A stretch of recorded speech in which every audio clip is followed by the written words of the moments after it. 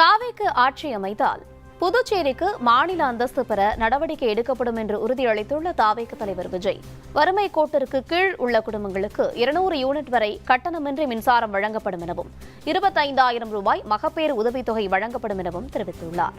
துணைநிலை ஆளுநரின் தலையீடு இல்லாத முழுமையான மாநில அந்தஸ்தை பெற சட்டப்படி 100% முயற்சிப்போம். 25,000 ரூபாய் மகப்பேறு உதவித்தொகையாக வழங்கப்படும். வறுமை கோட்டிற்கு கீழ் உள்ள குடும்பங்களுக்கு 200 யூனிட் வரை கட்டணமின்றி மின்சாரம் வழங்கப்படும். State university, Puducherry university of applied sciences and arts உருவாக்கப்படும். காரைக்கால், மாஹே மற்றும் ஏனாம் ஆகிய பகுதிகளில் 25% வளர்ச்சி செலவினங்களுக்கு உத்தரவாதம் அளிக்கப்படும். மறுபடியும் சொல்றேன், உங்க விஜய்க்கு, உங்க அண்ணனுக்கு, உங்க தம்பிக்கு, உங்க பிள்ளைக்கு